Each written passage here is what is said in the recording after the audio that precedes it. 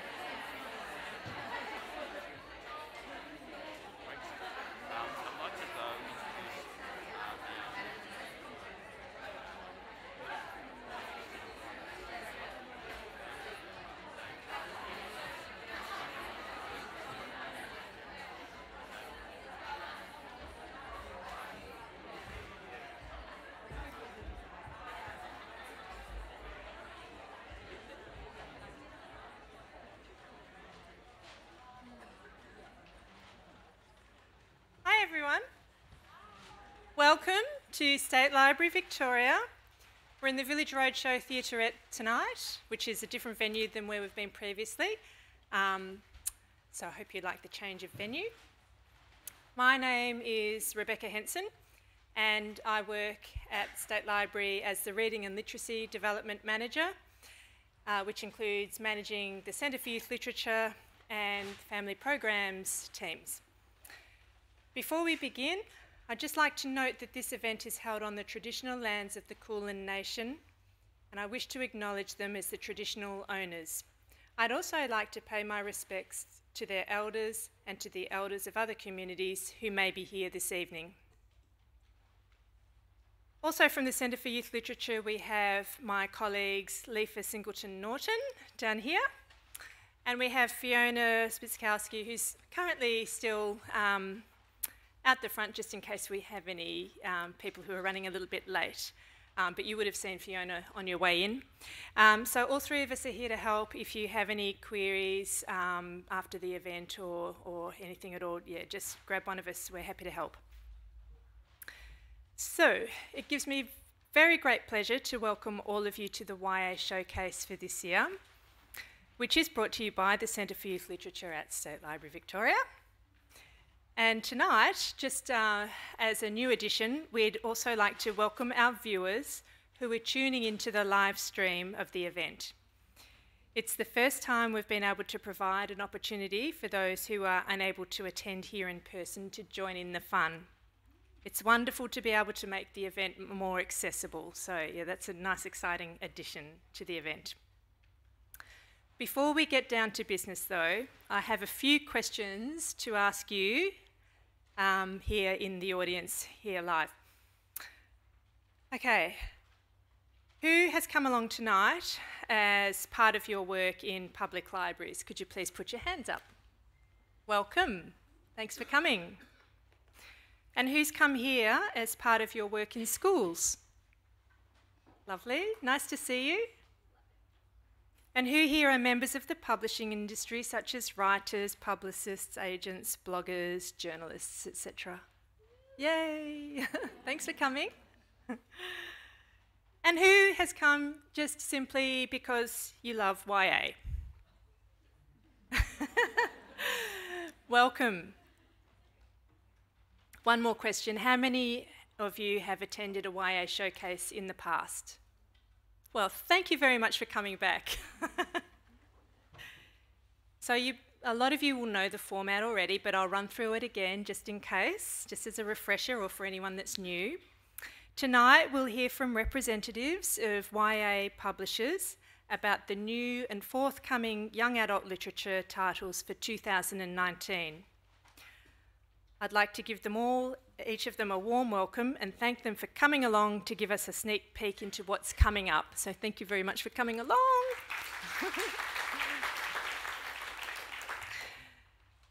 I've got a couple of housekeeping matters just to let you know about. Our emergency procedures are that if you hear a beep, beep, beep sound, just stay tuned for an announcement. And if you hear a whoop, whoop sound, exactly like that, please follow the evacuation instructions. And if you are in any doubt at all, as I mentioned, there's Leafa, Fiona or myself who can help out there. Not that we are going to need to use those procedures, it's just the formalities. The bathrooms include separate male and female accessible toilets, and they are located directly opposite us. So out through the door, across the foyer and across. There will be a short break at the halfway mark so that we can all take a breather. And we've got some water set up outside in the foyer area there for anybody who needs a bit of a refreshment to wet their whistle. If you are inclined to use social media, the hashtag for this event is #YAShowcase. So the format for tonight will be a little bit like speed dating, where our lovely presenters will each have 5 minutes to present their slides and tell you about their new releases that are coming up. I've got my little shaker on hand, which I will use when there's at the 4-minute mark and there's 1 minute to go. And then if it's needed, I will step onto the stage at 20 seconds to go. So I will be timing everybody and keeping everybody strictly to time because we want to make sure it's fair and that we treat everybody equally.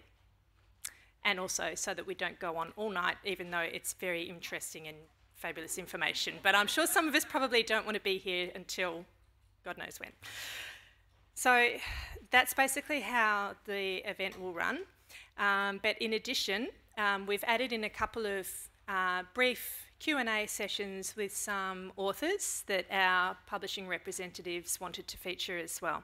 So we'll have one of those brief sessions just before we reach the halfway mark, and then we'll have a second one just before we conclude for the evening. Anyhow, that's enough from me. I'd like to now get on with the actual event itself, and so I will welcome the first presenter to the lectern to share with us some of their forthcoming YA titles for 2019, and that's Christina from UQP.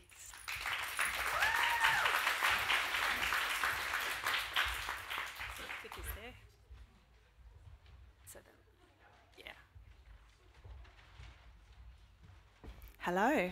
Has the clock started? Or I always get nervous about the clock. Anyway, hi, I'm Christina from UQP. I'm the Children's and Young Adult Publisher. Thank you so much for having me. Oh, there you go, that's me. So this is our 2019 list, and we're very, very, very proud of a lot of these books. Hopefully you'll be excited too. Feel free to tag us at UQP Books if there's anything you like the look of.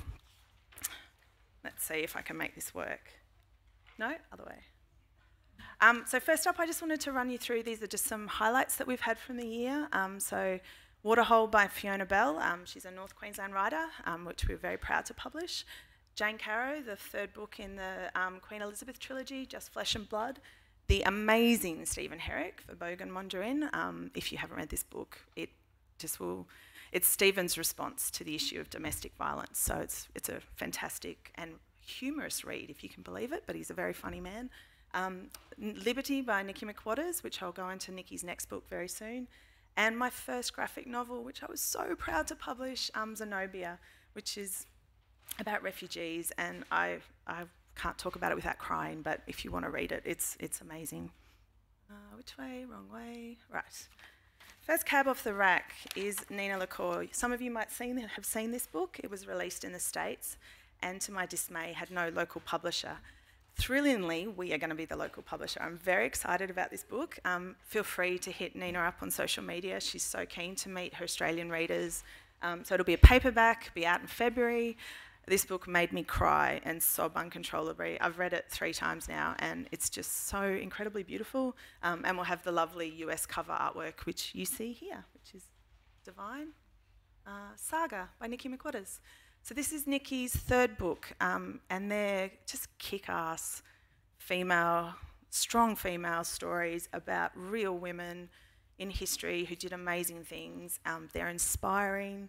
Nikki is inspiring. Like, she researches these books down to the last detail.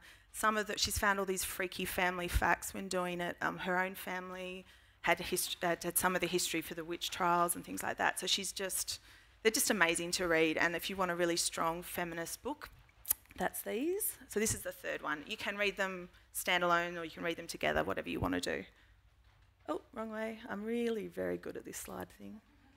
Sick Bay. This is a very exciting book, and we have the lovely Nova Wheatman down the front, and I'm going to embarrass her. Nova will be up on the panel soon, so you'll get to ask her a little bit more about the book, but Nova, this is a young YA, so one of the things that we've realised is there's not a lot of books in that sort of really young YA market, early primary into secondary, late primary into early secondary, and Nova writes really authentic stories about what it's like to be young, and yeah, this is just a really great book. She'll go into more details, but Nova's the author of The Secrets We Share and The Secrets We Keep, and Everything Has Changed, and Frankie and Jolie and The Haunting of Lily Frost. So if you don't know her work, there's a few titles that you can check out. Sensitive by Elaine Webster. Elaine published The Centre of My Everything last year, which some of you might know. I'm calling Elaine a modern day Judy Blume, and I really mean it. Like, this is a very funny, humorous take on what it's like to grow up with a skin condition.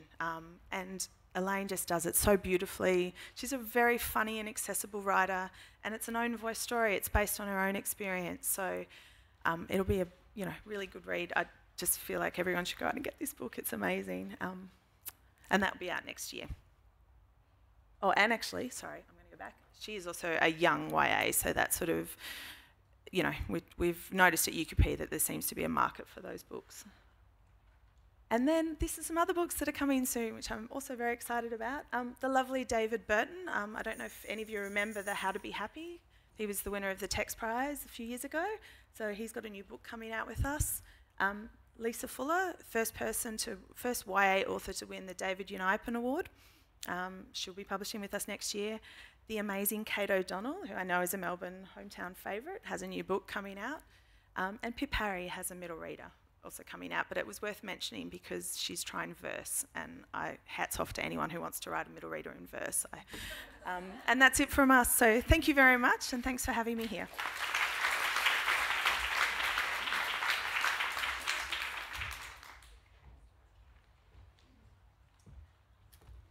Thanks, Christina. Okay, moving right along. Next we have Sonia from Bloomsbury.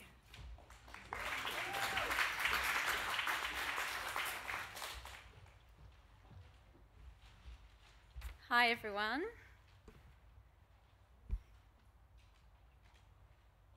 Okay, some titles from Bloomsbury for you. Can I just firstly say it was really, really difficult to come up with just 5 slides, just 5 authors, because there's so much amazing stuff coming in 2019, and I'm just so excited to share these with you. These are my top picks, but they are by no means the complete list. So first, just wanted to let you all know that we have 2 books coming from Brigid Camara.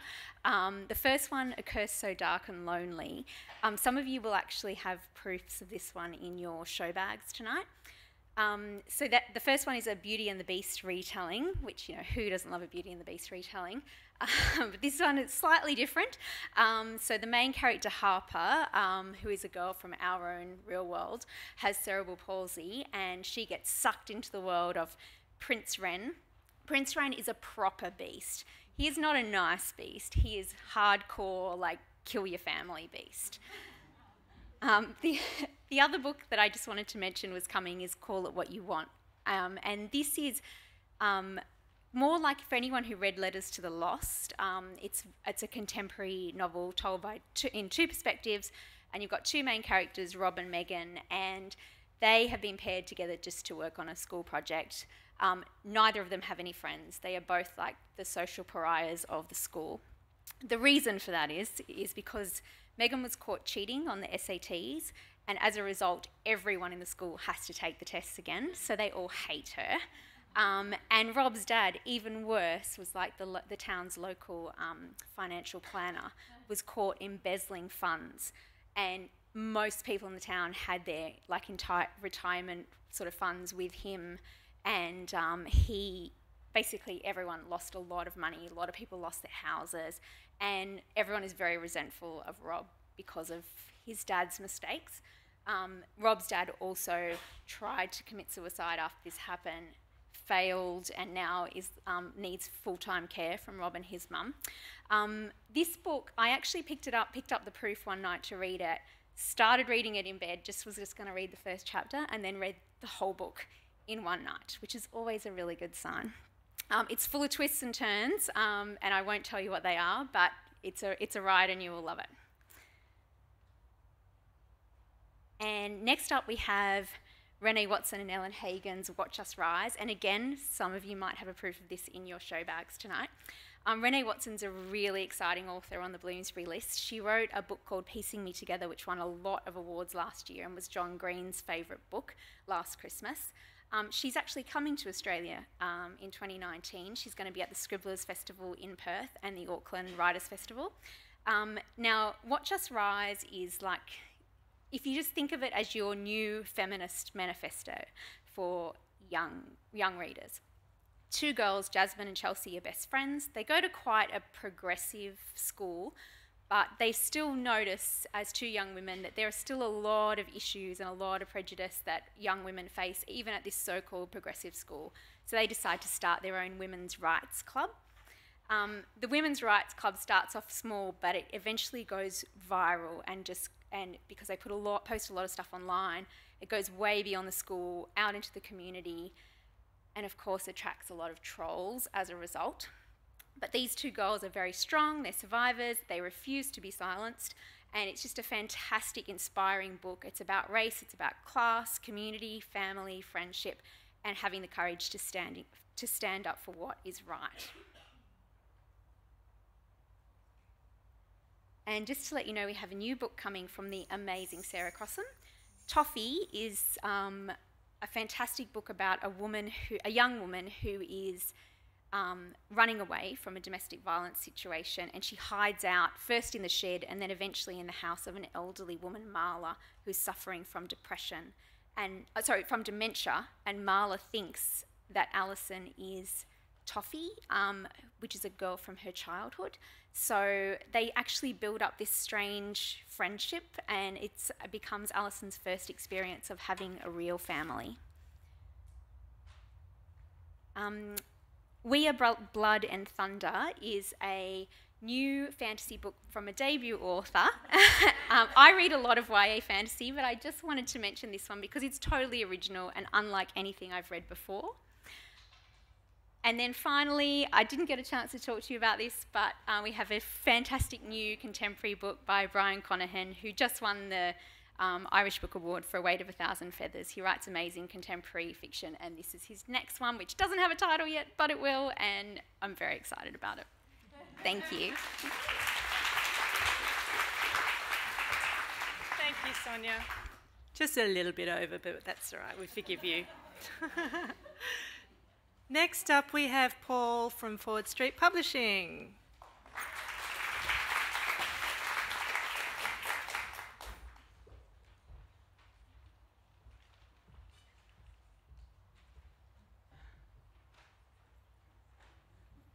Hey, hi, I'm Paul Collins from Micro Independent Publishing House, Forward Street.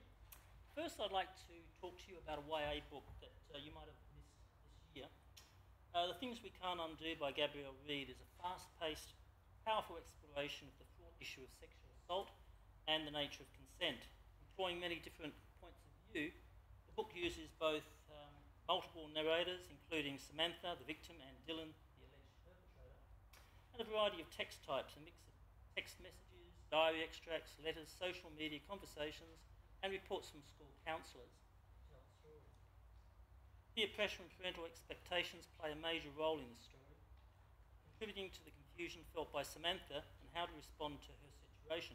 Has a rape occurred or not? It is up to the reader to sift through the many perspectives and decide for themselves. Other themes include suicide and mental illness, but these are handled very carefully with expert insight by the author. Samantha's eventual suicide is never presented as glamorous, nor as a solution to her dilemma. The reviews have been excellent. Impulsive Reader said Reid's informative depiction of alleged sexual assault should become essential reading within the national high school curriculum and would also provide a great foundation for supervised classroom discussion groups exploring these issues and the consequences of such actions. Obviously, there are teachers' notes on the Forward Street website. With the current spotlight on the Me Too movement, this is certainly a book for today's generation.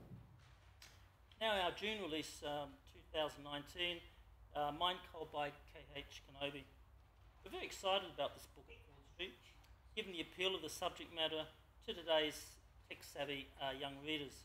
Mind Cold is a fast-paced, high-concept, futuristic YA thriller set in a not-too-distant future shaped by technological advances. Everyone wears virtual reality headsets that enable them to record data and to see and hear enhanced version of the world around them. People make virtual reality clips to share with others, and the main character, Isla, does this so successfully that she is shortlisted for a competition by a tech giant. Over the course of the story, Isla changes from a shy, withdrawn person who uses technology to present a fake version of herself to the world to someone closely concerned and connected with others. Her encounters with others through VR technology force her to confront her feelings and tie her decisions to the fate of others in ways she never expected. Isla's initial excitement turns to fear when law enforcement officers force her to spy for them, underground activists reveal a murderous plot, and someone uses virtual reality to fill her head with a stranger's thoughts.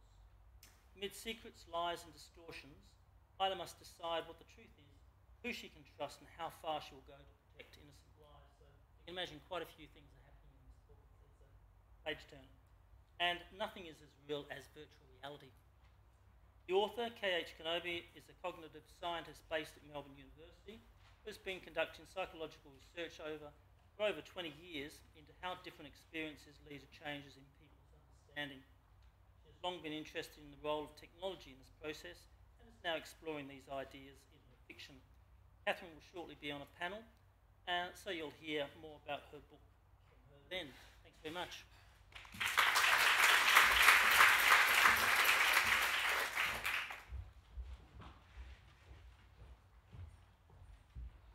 Thank you, Paul.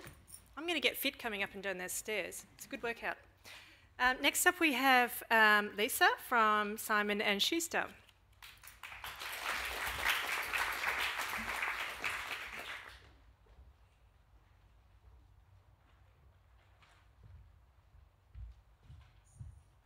Bring that right down.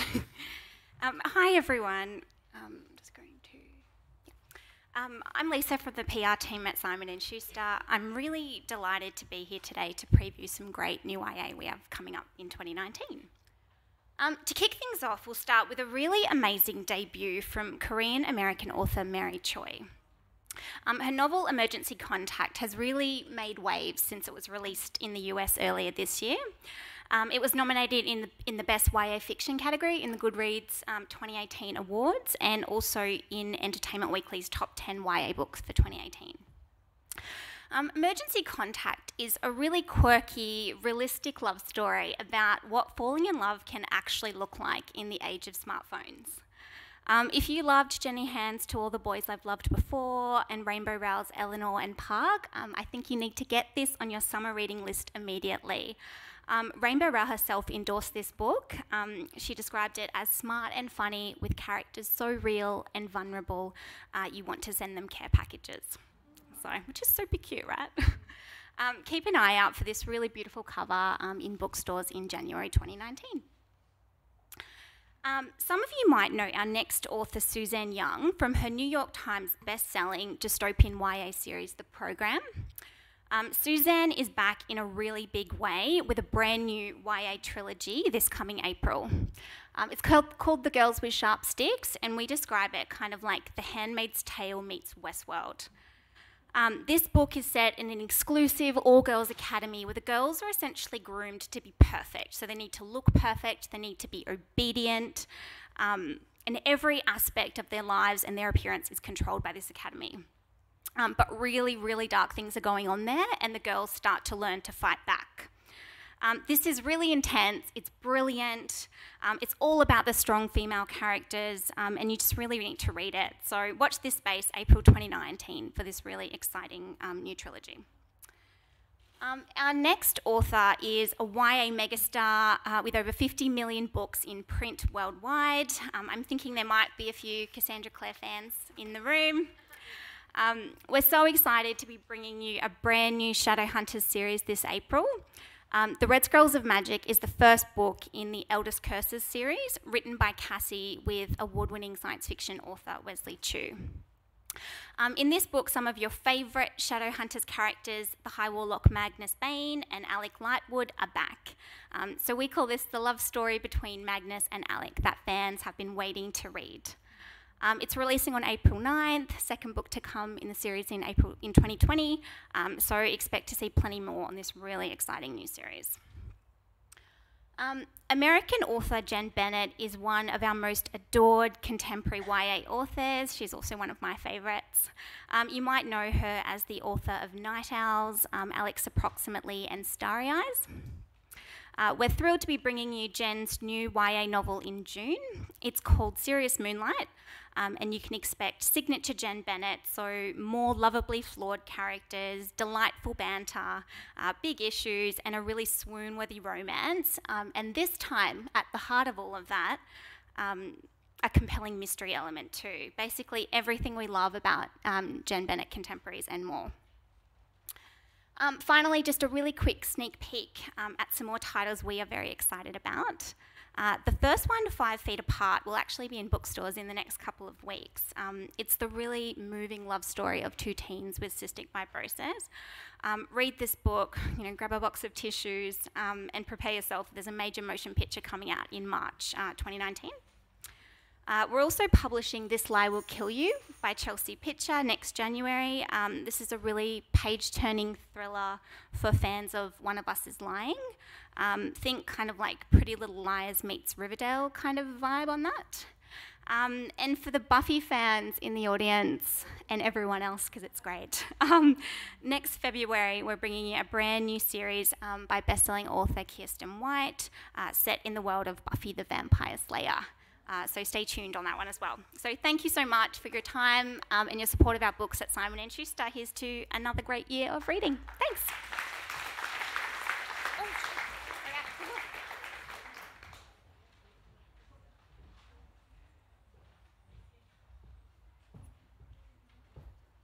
Thanks for that, Lisa.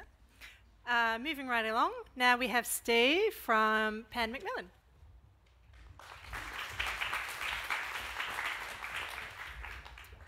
Hi everyone, I'm Steve. I'm from the sales team at Pan Macmillan. I'll be presenting you with our 2019 Young Adult highlights, starting with Lady Smoke. So readers loved Ash Princess, the first book of this epic YA fantasy series. They said it was addictive, captivating, dark, and politically twisty. They also said that they were so invested with the romance, the rebellion, and the betrayals. Lady Smoke sweeps you up from the cliffhanger that ended Ash Princess and plunges you into greater danger and intrigue. It's Ash Princess amplified. The world building is even better, the stakes even higher. Theo has escaped from the Kaiser into a world that is equally treacherous as the one she has left behind.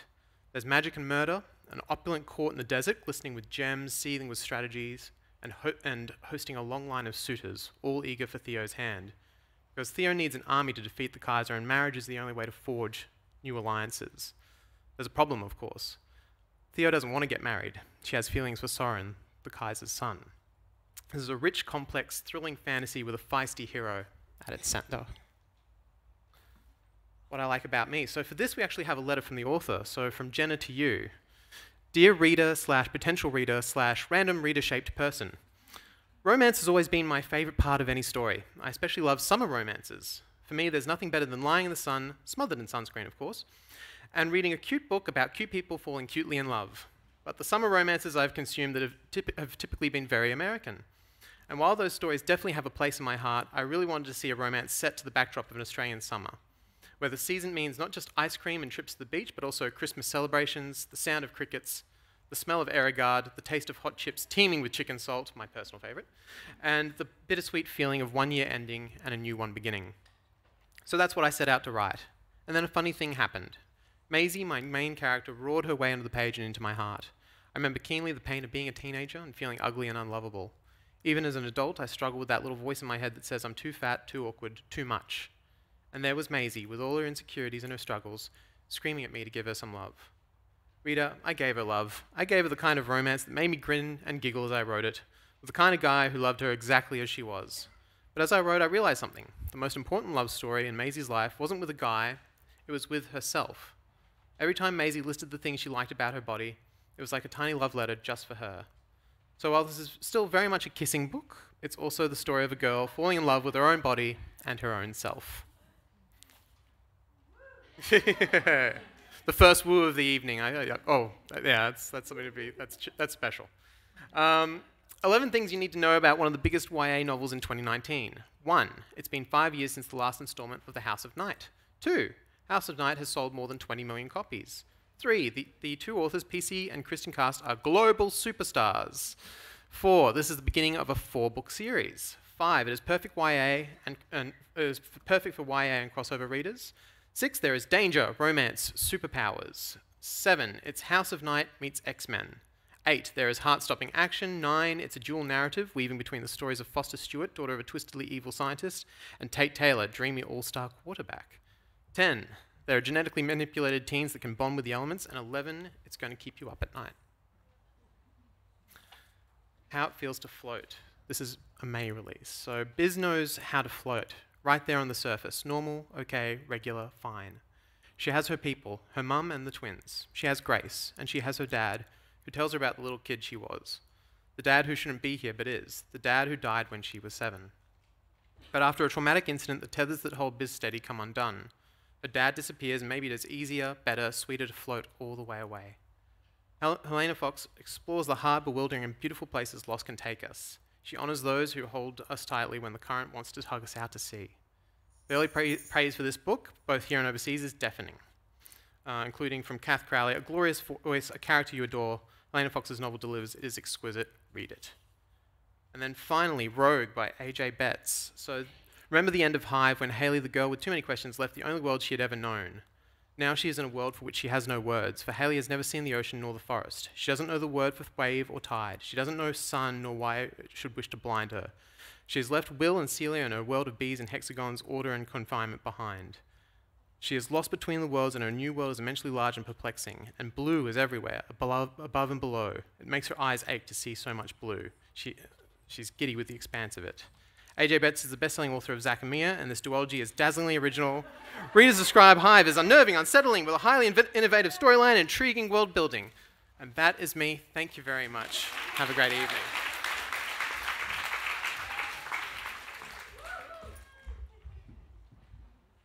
I hope I didn't put you off then, Steve. You had a full 5 seconds left.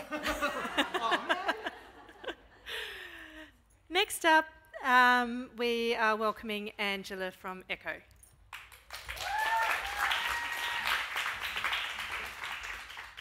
I love how excited people are about this book.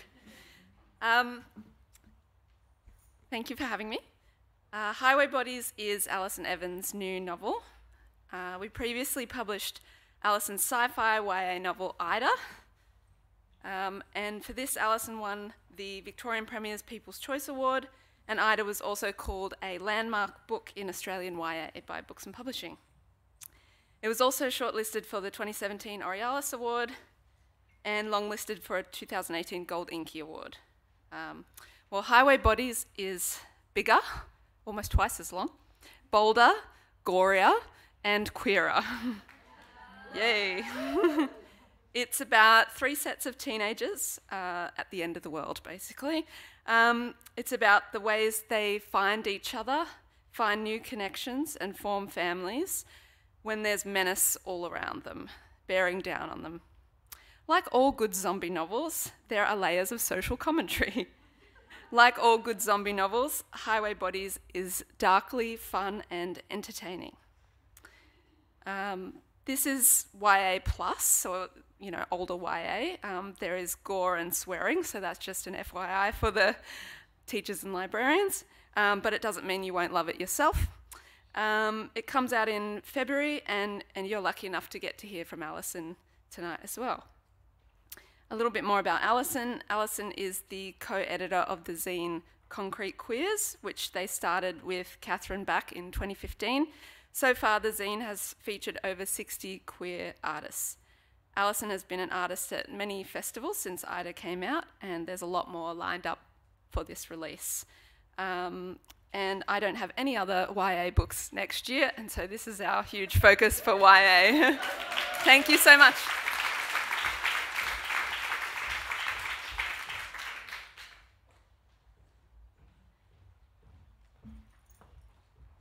Short and sharp. Next up, it's, let me just make sure I'm reading the right person. It's Ty from Heidi Grant Egmont. Thank you.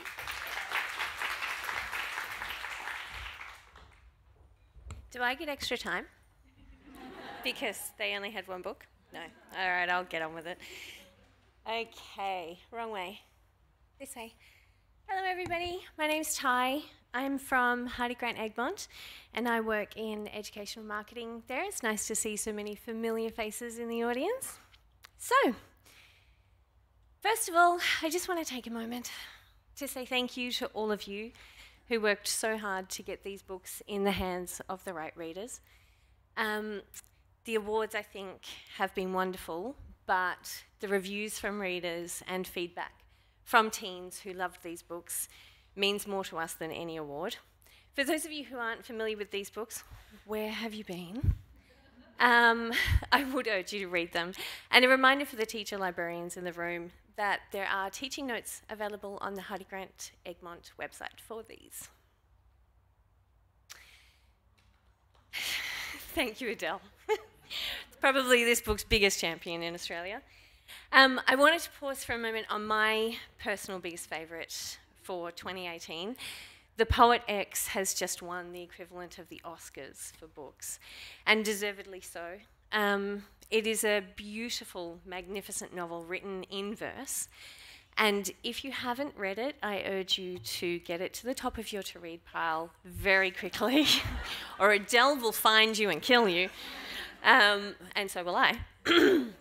But no, it is absolutely worth the read, and absolutely lives up to every ounce of hype you've heard about it so far. It's really beautiful. And you can thank me and Adele later. Okay, Jane Doe and the Cradle of All Worlds. We did hope to have a cover to show you before tonight, but sadly it's not quite there yet. I can tell you it's even more epically gorgeous than this one. So coming in August 2019, the second book in the duology that began with Jane Doe and the Cradle of All Worlds is Jane Doe and the Key of All Souls, and it is even more gripping and action-packed than this one. There are sandstorms, there are scorpions, there are serial aerial dogfights in rusty warplanes, and there's Jane's growing realization of what it means to be the third key. That's probably too big of a hint, but this quest could cost her life. Keep going. Don't look back, forward is the only way. We're very excited about Regime, only recently acquired. This highly political and relevant to teens YA novel about the power of resistance has all the elements of titles such as Z for Zachariah meets Tomorrow When the War Began, with definite shades of The Handmaid's Tale. Author Katie Warner is an award-winning playwright who has done a magnificent job of writing a contemporary, slightly dystopian YA novel with a strong romance at its core. Regime is coming out in September 2019, and I would urge all of you to read it. It's incredibly timely and it has a wall. Now, the one I'm most excited to talk to you all about, told almost entirely through emails, this is the exuberant, funny story of two girls who try to get their gay fathers back together.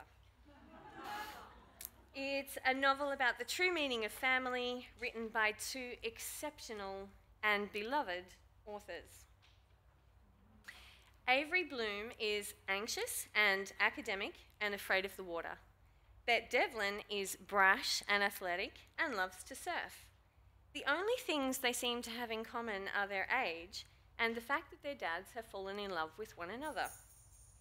Now, their dads are sending them to the same sleepaway camp against their will so that they can become friends. But when the girls reluctantly grow to like each other and start looking forward to becoming a family, their dads fall out of love. Can Avery and Bette figure out a way to bring their fathers back together now that they can't imagine a life without each other?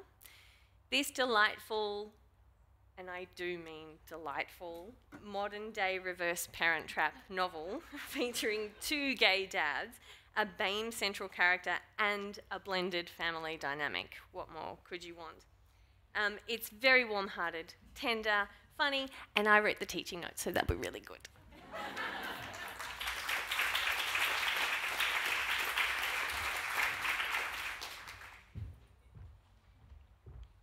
So far, so good. So many excellent novels we're hearing about. We're just going to, I'm going to welcome Lefa up to the stage, who is going to introduce and facilitate our first author Q&A.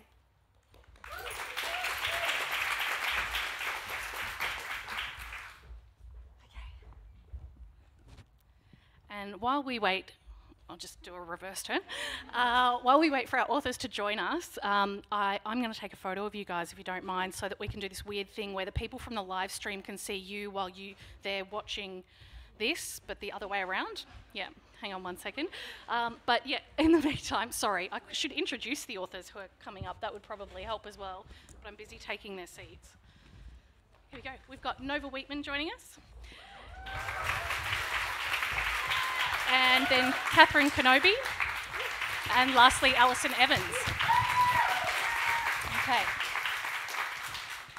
I'm really good at awkward things. Here we go. It's my specialty. Yeah, you guys look great. I like the cover, the book cover. Oh, yeah. Oh, I Nice. see you now. Book Yeah. cover, no face. I like it. Thanks, Joe. I'm going to tag you in that. Okay. Thanks for bearing with me while I do that. It'll be worth it, trust me. They'll be so excited to see your faces. Thanks for joining me, guys. It's exciting to have authors here for the first time to actually talk about their work and to have a little bit of time to do that. In previous years, a couple have snuck in and told us a little bit about what they're doing, but this year we were like, you know what, that's a great idea. Let's actually sit down and have a chat. Can each of you just take a minute or so and tell us a little bit about the book? I know we've had a quick brief from your publishers, but maybe a bit more about what you're excited about with the release that you've got coming out. We start down at Alison. Guess I'm going first. Yeah. My book is Highway Bodies. It comes out on the 4th of February, which is a Monday, I believe, so it's a good way to start the week. It's got 3 points of view. One is from a trans girl who is from rural Australia. She's my favourite. She basically has to leave her family behind and start to, I guess, grow hope that things can be better, even though there are zombies. The next one is Dee, who is in a band, because it was always my dream to be in a band. And basically that's kind of figuring out teamwork, how do you survive in a zombie apocalypse, and then, because I don't know.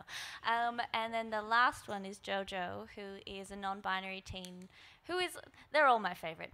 And they are a twin, and they basically have to, well, it's kind of a spoiler, but their mum dies in the first chapter. And then they have to kind of deal with that grief and keep moving forward. Thanks. My book, Mind Cull, is a thriller. It's coming out in June. And it's set in a future time when people rely on virtual reality headsets the same way that you rely on your smartphone. And the story is about 16-year-old Isla, who is shy and mistrustful, and she is shortlisted in an international virtual reality competition, which seems like an exciting opportunity until law enforcement officers coerce her to spy for them, underground activists reveal a murderous plot, and someone uses virtual reality to fill her mind with a stranger's thoughts. So Isla is surrounded by lies and secrets and distortions, and she's got to work out how to move forward and how to find the truth and who she can trust, and she needs to decide how far she will go to protect innocent lives. Sounds great. Me? Okay.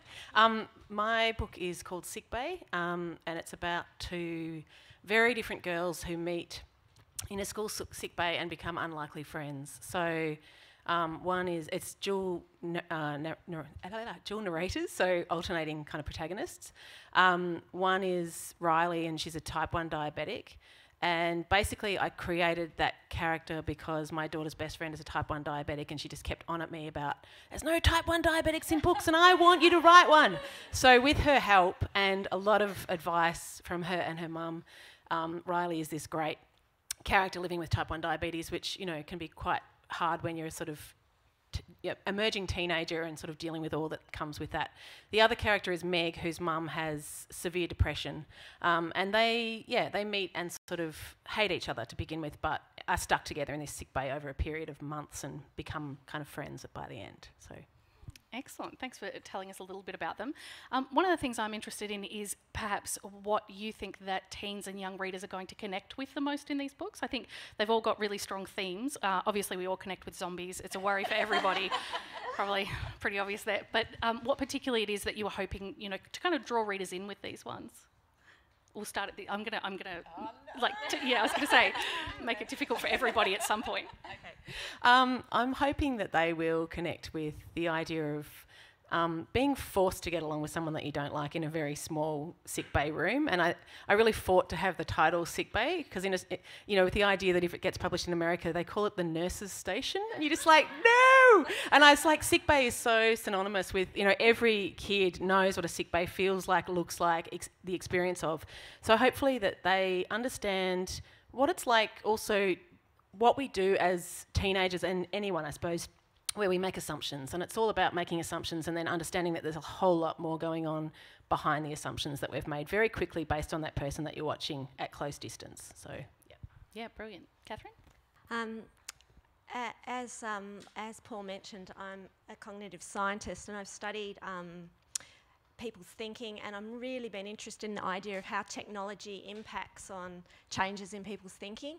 And as a mum of teens, I can see how they're negotiating technology in their lives and working out how they develop and grow in a context that's very different from when I was a teen.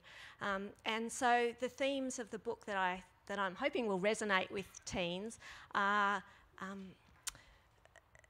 growing and developing, finding your own path, and also developing meaningful relationships, authentic relationships with others in a context where technology can be used to hide the truth, to disguise who you really are, and to escape from reality. And so I think those are hopefully relevant to today's teens. Yeah, just a little bit. I think there might be a few people who have thoughts. I think my book is, kind of at its core, it's about love, the different kinds of love. The three narrators, they all have their person. So Jojo has their sister, Dee has her best friend Poppy, and then the unnamed third character, she falls in love, and because I think there's a lot of focus on romance in YA, and I never dated anyone as a teenager. I was too busy reading. So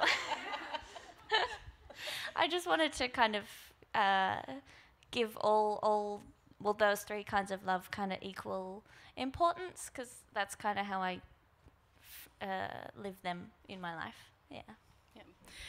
Alison, I'm going to single you out to say I particularly love that you're talking about themes that are really, I shouldn't say simple because it's not simple, but that are quite unique and wonderful, but somehow you've popped some zombies in there.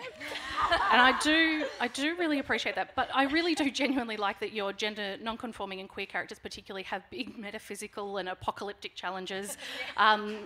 It's nice to see. Obviously, we love own voices stories, and everyone's always eager to have as many as possible, but also to have those stories based in some pretty kick-ass situations is also pretty great. How do you decide which kind of next most amazing, oh, I know, well, we could have some dual reality, yeah, no, multiple realities, yep, that's good. Oh, no, next time zombies. Like, do you have a list you're working through? I have a big list. Yep. The one after this is like all my favourite things, so like magic and trees and friendship. So I guess, the stuff that I like at the moment, that's what I'll write next. I just really like weird stuff. So feels like everybody else likes the weird stuff too. They're really into it. I'm scared of zombies. And I'm scared of doppelgangers, which is what Ida was about. And I don't know what I'm doing. I feel like if you keep at it, I don't know, the first one went relatively well, it'll be all right. And Catherine, you're in the situation where this is your first novel that you're ready to kind of launch into the world. You've done so much study and your academic work is quite fascinating. How did it feel to try to bring some of that into fiction? Wow, it was hard work. Yeah. Really hard work. I'm really excited about bringing the book out and getting to engage with readers in this way, because obviously in academia you kind of engage with the academic community but not so much with the young people. So I'm really excited about that, and I found it very hard because academic writing's quite dry and But I loved it, and I'm really passionate about it, and I really hope that you'll all love it when it comes out. I'm sure everyone is looking forward to it after the great rap that you guys have been talking about it with. Nova, you're quite a few books through, and I really love, the thing that I love the most about your work, I think, is the female friendships that you feature. And what I'm really looking forward to about what you've described so far is that they're quite complicated female friendships too. It's not an idealised, well, girls just get along and everyone's best friends and that's fine. It's quite a realistic view of teens and girls. What keeps you coming back to female friendship as a theme? Oh, I don't know. It dominates my entire life, I think. And I don't think I'm any better at it now than I was when I was 14. So my daughter's much better at it than me at 14. But I'm really fascinated by that idea of how we, particularly that idea of new friends, and that sort of when a woman makes a new friend or a girl makes a new friend, and that sort of, you just sort of burst into it and fall in love. And I think that I love that idea, but there's also all the kind of prickly elements of that. And if you meet someone that you don't like on the first sort of, meeting and then slowly get to know, that's a completely different take of a friendship. So I'm fascinated by the different ways we become friends with people. And hopefully, that's sort of what I've done with Sick Bay, is that one of them has no friends actually, and she's quite severely bullied, and I just wanted to have her in a situation where once she got to know this girl who she judged very harshly, it was a whole world that actually opened up for them. So hopefully that makes sense. That sounds great. Alison, you also have kind of described before that the books that you write are almost an homage to the idea of found family, and again, talking about those kinds of friendships that people develop that become so significant and central to their lives. Is that something you feel like is revisited in this work as well? Yeah, definitely. I think kind of by the end, the points of view converge. So they all become one big family, which is really nice. But I think with queer people especially, found family is so important, especially in a zombie apocalypse. I guess for me, queerness is less about romance or sexuality and just about connecting with people who get you, which, is true for everyone, but that's how I experience my queerness, I think. Yeah, brilliant. And Catherine and Alison, both of you have books that are set in future. I really hope both of them are set in the future, and this is like a long way away future. I'm a bit worried about the reality of both of them. Is there something super appealing about writing a future that you either hope we won't get to or imagine that we will get to? What do you think it is about writing about kind of, an alternative reality? It's great fun because you can explore ideas that are really important now and kind of think about possible outcomes. And I actually don't see this future in my book as being very distant from where we are now. I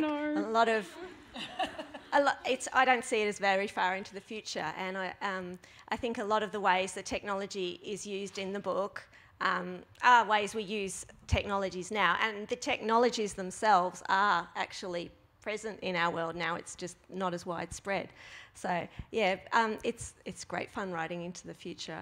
I think that you can address ideas and themes in imaginative ways and look at important things. Yeah. Anything to add, Alison? I guess for me, what you said, where everything is, you can address things in a different way. My big thing is gender. I like to talk about gender. And it was very freeing and kind of healing in a way, because no one in the book is gendered unless they gender themselves. Which was just, I've never written anything like that before, and I've not read many things like that, and it was just I don't know, it was just nice, kind of building hope, and and it's I think it's good for teens to see a future that they could be a part of, hopefully, better. Hopefully with a few less zombies. I know I'm stuck on this, sorry, but I just have a think about zombies too. And Nova, I'm not asking you to smack down what they've said or anything, but on the other hand, I just realised it could be seen as quite, controversial to then say, Nova, prove it different. But you really like writing contemporary. Like that's where you like to play with your ideas. I'm quite interested in why authors find maybe one or the other more appealing, or not necessarily. That again, that's not controversial, adversarial. But I don't mean it to be adversarial, but that kind of thing. Do you want me to make it that? Yes, please. Okay. Yeah. I don't actually think my imagination is great enough to imagine other than what I live, actually. Like, I love reading other and futuristic and post-apocalyptic and sci-fi and all that those kind of worlds. And I love reading horror and watching horror, but my brain just goes immediately to the world that I see my kids in, and I can't... Yeah, I almost can't sort of switch that part of my brain off. I wish I could. I'm sorry, I'm not giving you a very kind of oppositional sort of fight, am I? That's okay. I'm really jealous, actually, so sorry. Yeah. Oh, well, we'll just have to stage a fight in the forecourt afterwards. It's fine. We'll have a book slam of some kind. I don't know. We won't. It's fine. I'm worried that my bosses are now like, no book slams. Okay, thank you all for joining us and having a chat. That was a great place to leave it on, book slams. Bring it on. That's fine. If you thank our authors for joining us tonight.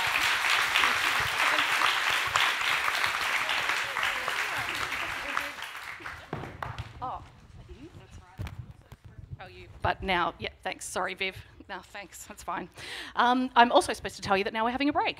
So thank you for sticking with us for the first half. We've got another great half lined up. As we said earlier, the bathrooms are across the hall, and we also have some water out in the foyer if you would like it. Otherwise, we'll see you back here in 15 minutes maximum, and there'll be a shaker. It'll be great. I don't know what happened to my brain today.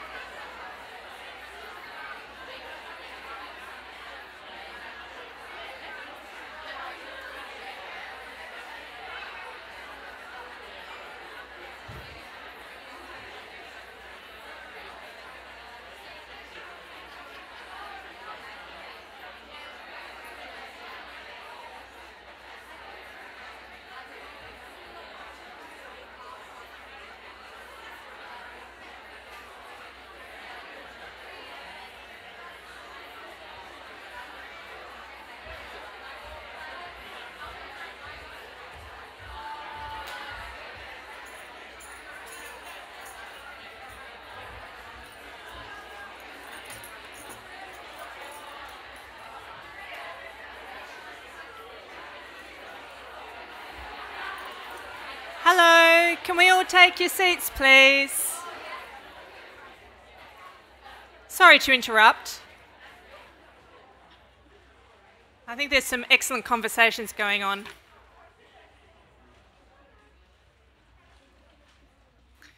Anyone who wants to carry on their conversations afterwards, of course, the moat is open and there's other places that would be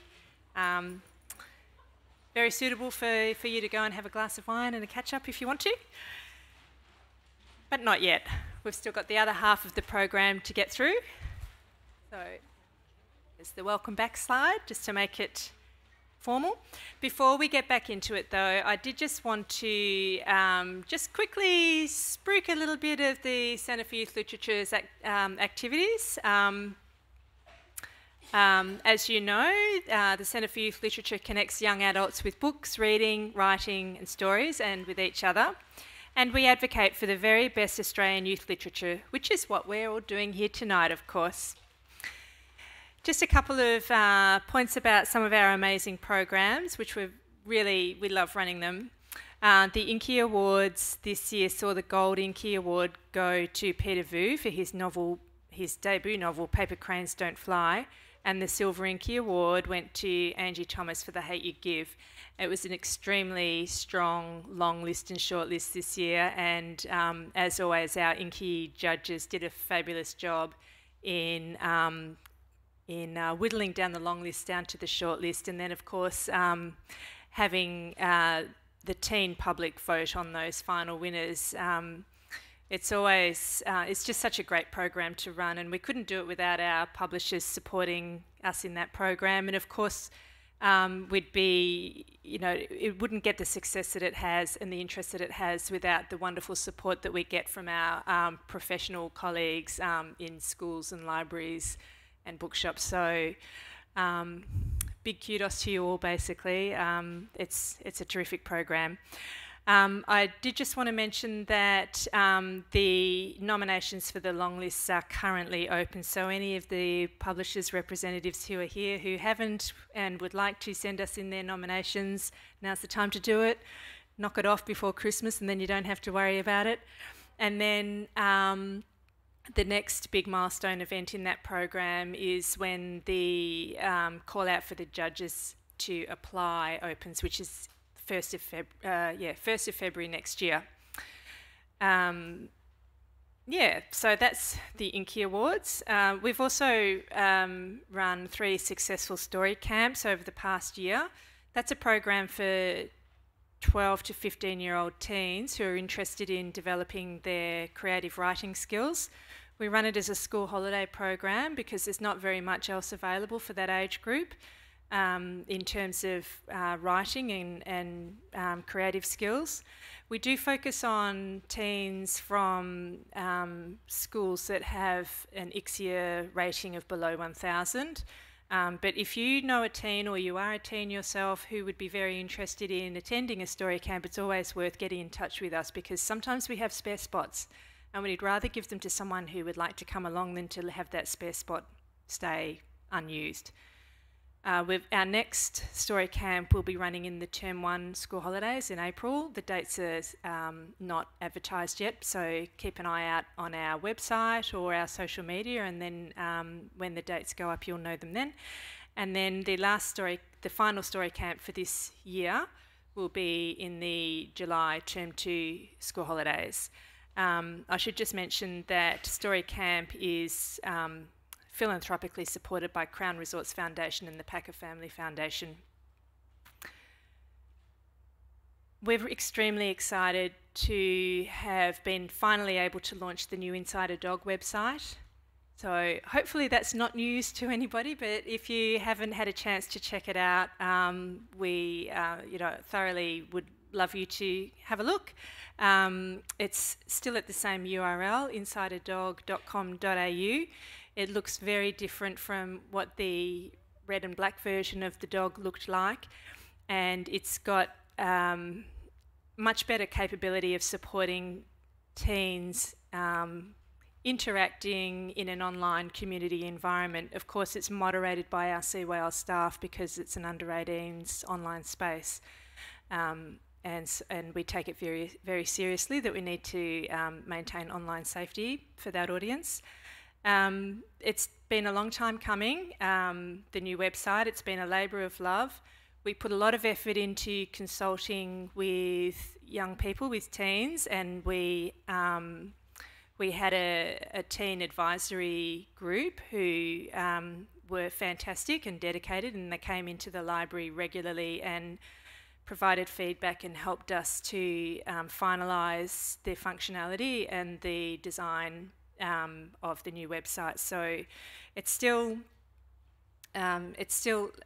is, even though it's got much greater focus on allowing the teens to upload their own content, whether that's written, it can also be in various multimedia formats now, which wasn't previously available. But the book reviewing functionality is still there. For any teachers in schools, of course you can still use Inside a Dog as a resource in your classroom, but you'll need to work closely with your teens to have them set up their own registrations, because unfortunately adults are no longer allowed to register directly for the dog, because we want to make sure that it's absolutely a space where young people feel like they can own it and it's theirs. So it's not that we don't still love all of our lovely adult YA supporters and enthusiasts. It's just about putting those teens, giving them, their own space. So yeah, check it out if you haven't already. And of course tonight the YA Showcase is a big highlight for us in our programming calendar, and it's a great way to wrap up the year. I hope you've all received a goodie bag and had a chance to explore what's in there. Again, that's a big thank you to our publishing representatives, because they provide those wonderful samples for the goodie bags, so that's great.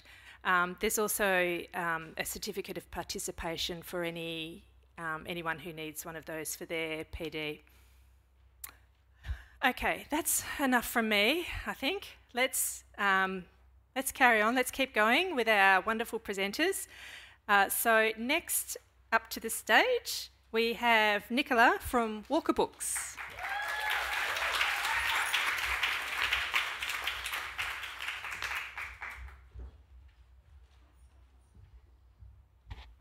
Thank you. Let's see if this will work. Oh, wrong way. Walker Books. So I'm Nicola from Walker Books. I'm an editor, and I'm really excited to be talking to you today. So let's get into it. I Am Change is the tragic but empowering tale of how a young girl, Lillian, finds her voice and the strength to fight for change. Award-winning Melbourne-based author Susie Zale meticulously researched this YA novel for 14+. She spoke to a village of 30 Ugandan girls, and their stories were used as the basis for Lillian's experiences. One of the girls, Namukasa Nusala Sarah, has written the foreword for the book. She says, "All the books I read as a child had girls with light skin who married princes. I wanted to read a book about a girl who sold porridge and washed other people's clothes, so she could buy books. A girl scared to become a woman because everything changes once you bleed. I was lucky. I finished school because a kind lady doctor from America helped me. When Lady Susie asked if I wanted to tell my story, I said yes. Because maybe if people read about the challenges we girls face, they would help other girls go to school. Before I finished school, I didn't exist. Now when I visit home, even the men respect me. 2 years after I met Susie, I opened an email to find the first chapters of a book. I became lost in the story, in my story, and I cried because I was Lillian. Me and my friends and the girls in my village. It was all in there. The lessons and the beatings, the laughter and the fear. Things can change. Me and my friends will make them change. We just need your help." I Am Change will be released in August 2019.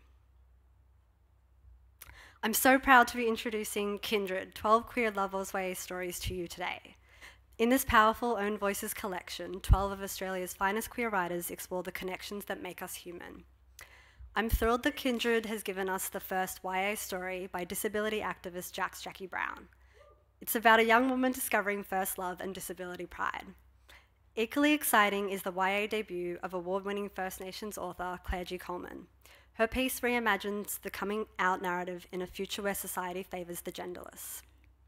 Anthology editor Michael Earp, who's in the audience, also contributes, and his tender and bittersweet fantasy features two young lovers on a life and death quest.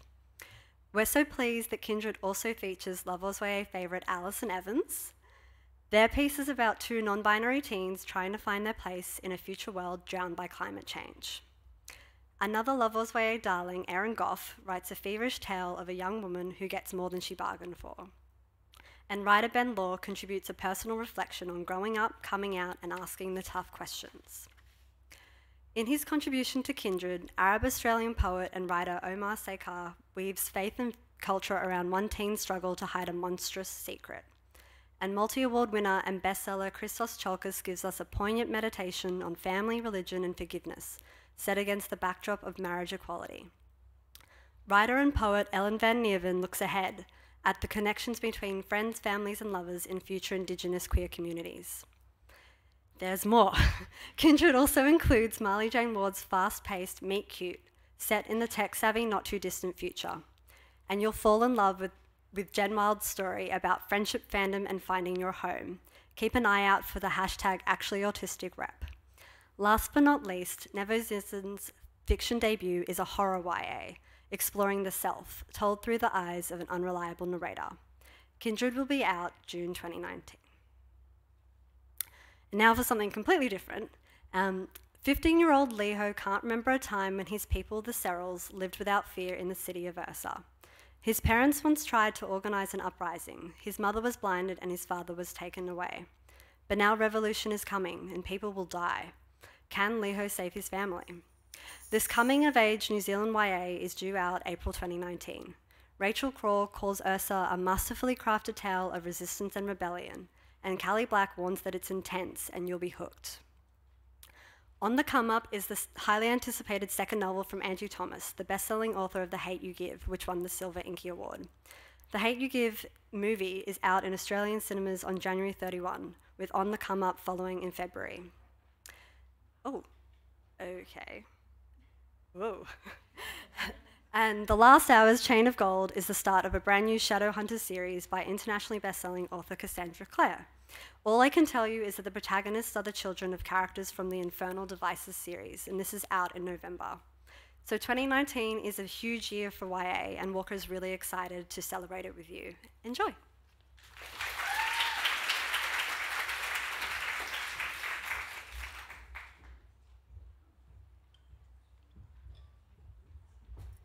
Thank you, Nicola. And raring to go is Jo from Wakefield.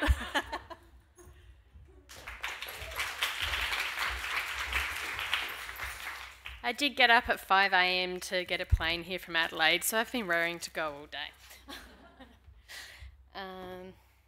And maybe slightly tired, so forgive me while I figure this out. Here we are. So I'm from Wakefield Press. I work in marketing and publicity, and I'm excited to be talking today about our new YA novel coming out in March 2019, Making Friends with Alice Dyson. It's by a debut author, Poppy Nwosu, and Poppy is very active in the Love Oz YA community, so some of you may already be aware of her. And she's already been on social media doing a cover reveal and talking about how excited she is about this book. Oh God, sorry. So Making Friends with Alice Dyson, and by the way, I have a copy of this book I'm carrying around that I'm happy to give to someone later if you particularly would like it, first in, first served. Wakefield Press has done a couple of really successful YA books recently, and so we've decided that we're going to move more into YA with a dedicated YA list and a new YA publisher, Margot Lloyd, who has edited this book, and this is going to be the first book in our YA list. So previous books that we've done are Mallee Boys, which most of you will probably know. It was a a CBCA honour book this year by Charlie Archibald. And before that, we had Simon Butter's The Hounded, which was longlisted for the CBCA Book of the Year for older readers. And Making Friends with Alice Dyson, like those books, was discovered through the Adelaide Festival Unpublished Manuscript Award.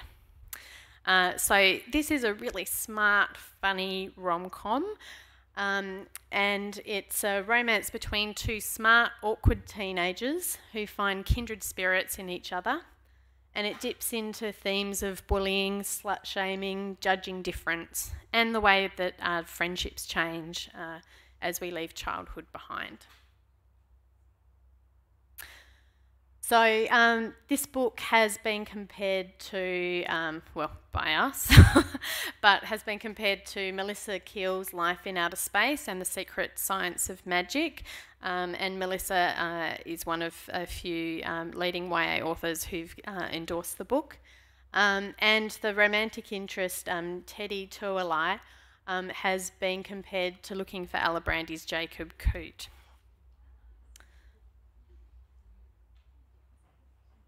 So here are a few of the endorsements that have come through from leading YA authors. So Vicky Wakefield, a fellow Adelaidean, says, Making Friends with Alice Dyson is a fresh, funny novel about first love, friendship and change in the final year of high school. And she loved it. Danielle Binks says, don't judge a book by its cover and don't listen to the rumours about Teddy Tuolai. Making Friends with Alice Dyson is a sweet contemporary romance about growing up, growing apart and getting to know someone before it's too late. And Elaine Webster, who has been featured here earlier tonight, says Making Friends with Alice Dyson is a tender, assured novel about the complexities of first love, friendship and staying true to yourself. And Melissa Keel's endorsement, which came through after I put together these slides, said, a heartwarming story of friendship and first love. So, sorry, not quite finished. Just to tell you a little bit about the book, Poppy was inspired by a video of two Korean students who were dancing in their school uniforms and that went viral on YouTube. And the novel opens with the school library nerd, Alice Dyson, who flies under the radar quite deliberately, becoming briefly notorious after a video goes viral of her dancing spontaneously on the street with the school troublemaker, Teddy Tuolai. Or is he the troublemaker that he is made out to be? They unite to track down who took this video because they had no idea anyone was watching them. And this is resolved in the first chapter, but it sparks a kind of a friendship that turns into something more and opens us up into the rest of the story. And, oops, sorry, just to finish, teacher's notes prepared by the author are available for download from our website, and it includes Australian curriculum English links. Thank you very much.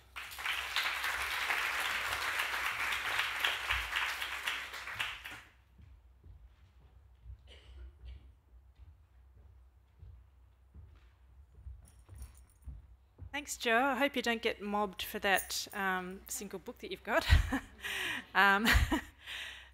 Next up we have Kate talking to us about text publishing forthcoming titles.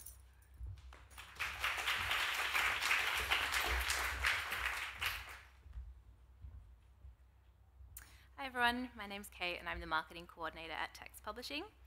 We know that YA readers are passionate about using their voices to be the change they want to see in the world. Likewise, young adults look to books to be inspired, to learn more about the world, and they want to see themselves represented on the page. As we look forward to 2019, I'm delighted to introduce to you our fantastic list of books that tackle the topics that really matter to YA readers of today. So first up in March, we're publishing the extremely powerful poetry memoir Shout by New York Times bestselling author Laurie Halsey Anderson. Laurie is the author of many books, but it was her book, Speak, published 20 years ago, that established her as an unflinching writer and advocate for survivors of sexual assault. Shout remains deeply relevant in the current conversations we're having since the Me Too movement. It's an impactful, personal story written completely in verse, and this own voice story will resonate strongly with fans of Rupi Kaur, Clementine Ford, and Maya Angelou. So who here is a fan of Game of Thrones? Yeah, me too. And who agrees that the series wouldn't be as good without Arya Stark? Well, I bring you the Arya Stark of the Sea in Meg Caddy's historical novel Devil's Ballast, which is based on the life of Irish pirate Anne Bonny, or as we like to call her, history's fiercest anti-heroine. This action-packed story of love, lust, and bloodthirsty escapades is unputdownable. We're thrilled to be publishing Meg Caddy again. She's a young, exciting YA Australian author who deeply understands her audience and their need for a rollicking adventure story with a kick-ass woman at its centre.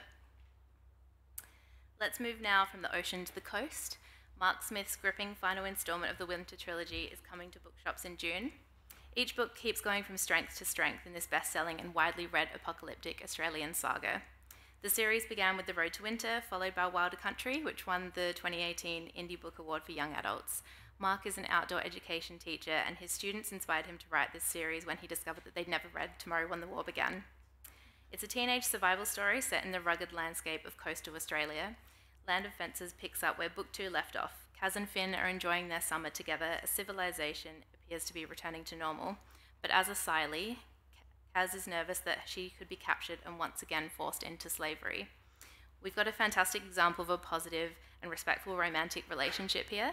It's more than just a summer romance. Kaz and Finn are partners, and their strong bond is carried through all 3 novels. The story also touches on themes of immigration, the importance of friendship, and how far we'll go for the ones we love. Now, this book I'm really excited to tell you about. It swept through the text offices like an absolute tornado. We all fell in love with and could awkwardly relate to the fabulously neurotic protagonist, Natalie, in It Sounded Better in My Head by Nina Kenwood.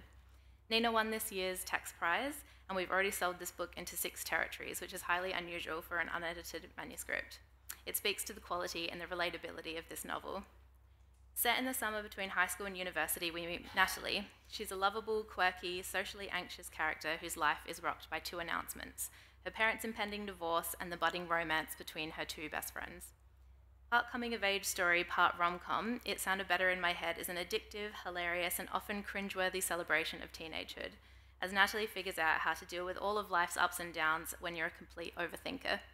So if you've ever agonized for hours about what to text someone or hidden in the bathroom at a party while the guy you have a crush on waits outside, you'll find a friend in Natalie. Let's be honest, young or old, there's a bit of Natalie in all of us. Stick around to hear more from Nina at the next author Q&A. Also, if you're a blogger, reviewer, or you want to get to know Natalie, get in touch with Jamila from our excellent publicity team. Please Don't Hug Me by debut author Kay Kerr is set to hit bookshop shelves in September. It's written in a series of letters. This book introduces readers to Erin, a teenager on the autism spectrum. She's about to finish high school and is struggling with all the big life decisions, from exams to schoolies to formal and education. It's Erin's friendship with Aggie that gives her the confidence to stop worrying about fitting in and rather stand out. Let's hear from the author Kay Kerr about her motivations for writing this story. Hi everyone, my name's Kay Kerr and my book Please Don't Hug Me will be out next year. I'm so excited to share this story with everyone because seeing yourself on the page can be life-changing, and I really want that for young autistic people, particularly girls who are underdiagnosed and underrepresented. I was diagnosed on the spectrum when I wrote this book, so it became a way for me to work through my feelings about that, as well as to put something out there that was more than just the stereotypes we so often see of autistic people. We're not all good at math, and we all face our own challenges.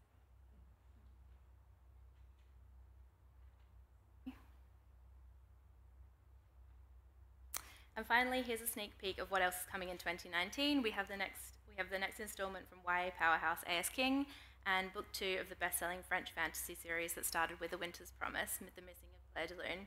These are both fantastic books that we know will challenge, entertain, and captivate YA readers. And on one final note, applications for the Text Prize open on January 7th. So all the details can be found on the Text website, and I have entry forms with me tonight, so come and grab me if you'd like one. Thank you.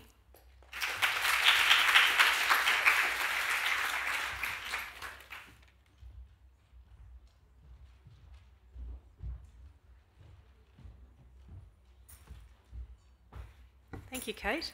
Next up we have, just making sure I can read my my list, Lex, to talk to us about some Pantera publishing titles.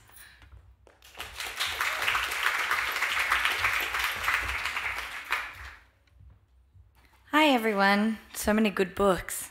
Okay. So I'm here to talk to you about some Pantera Press authors, and I guess our point of difference is when we look for a book, we try to find titles that spark conversation, imagination, and change. And I have 3 authors I want to talk to you about today, and I have way too many slides, so I'm just going to whip through them. So don't worry if you can't read everything.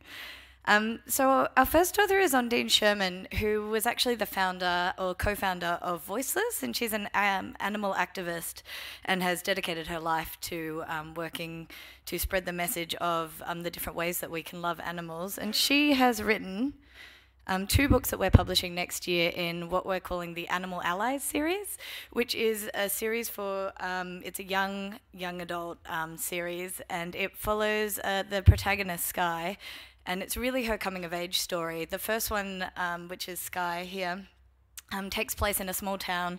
After Skye's mother has died, she moves to a small town, and there she has trouble fitting in, and just as she's starting to fit in, she comes across a case of animal cruelty towards some chickens, and she really has to decide whether she's going to stand up for what she believes in over the pressure around her. And it's a beautiful way to look at the difficulties that particularly young kids, but kids come across when they are in social peer groups like this and trying to hold on to the things that they believe in. The second book, Snow, takes her to Alaska, and in this one she's gone to visit her long-lost father, and it turns out that he is a hunter over there. And so the stories that she takes on over there are really this sort of complexity around what it means to live in different spaces, and also having compassion for different lifestyles, because she ends up having these great conversations with him about the fact that he as a hunter is for certain reasons and for cultural reasons. And so we see a real complexity of issue. And the next 2 books are going to take place. The third book will come out, Stars, in 2020, and it's going to tackle kangaroo culling. And the next book will be Poaching in Africa. And the thing we love about this series is that it's a great way to engage kids who are already really passionate at that age about animals in these bigger conversations. They're also threaded through with coming-of-age stories as well, and it's quite a gentle message as well, so there's nothing that's really graphic in them. And there are teacher's notes as well that can guide you in how to open up discussions around vegetarianism, veganism, but also other activist messages as well. Our next author probably doesn't need very much of an introduction, but I thought I'd just run you through a couple of points because she's our absolute superstar. So Lynette Noni has 2 series now, and they are the Medoran Chronicles and then the duology that is Whisper that came out this year. She's the best-selling Australian YA author in 2018 to date. We have over 55,000 copies of her books out in the market at the moment, and on Bookscan we've almost sold 50,000 of them as well. She's a real homegrown talent, and she works tirelessly. She is a full-time writer now, and she does all of the Supernova events, and she's very available for coming and talking at any libraries as well. She loves engaging with her fans. Next year, we have 2 series finales from her. So we have the much anticipated Vardeja, which is the final book in the Medoran Chronicles, and that's coming out in February. And then later in the year, I'm very happy to announce that we will have the second book in the duology of the Whisper series, and that's really the book that broke Lynn out. So she had been working on Medoran Chronicles, which is fantasy, and we describe it as crossover Harry Potter meets X-Men, and it has this wonderful, enchanting world that these characters live in. And then the Whisper series is this dystopian book that actually looks terrible on slides, but looks beautiful in real life. So if you haven't had a chance to pick them up, I have a bunch of praise from various people. And then very quickly, I wanted to tell you about a non-fiction author that we have coming up. So this is going to come up in the end of 2019. Kate Nelson is a mermaid. So she has lived plastic-free for over a decade now after she became really passionate about particularly saving the oceans. But we are doing a non-fiction book at her that is aimed at ages 14 plus, and it is chock full of recipes that are around shopping, cooking, beauty, bath, ethical fashion, and it's a really practical way that you can start talking about different ways you can break down plastic use in your life. And we know that this is something that teenagers are really passionate about at the moment. So we're excited to have her out. Thank you very much.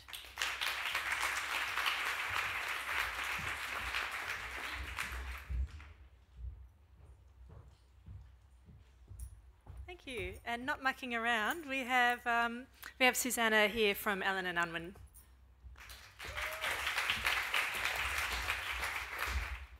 Slides are leading the way in a very beautiful way. I'm Susanna from Allen and Unwin. I'm a publisher there, and I'm very excited to talk to you about all these cracking good books we've got this year.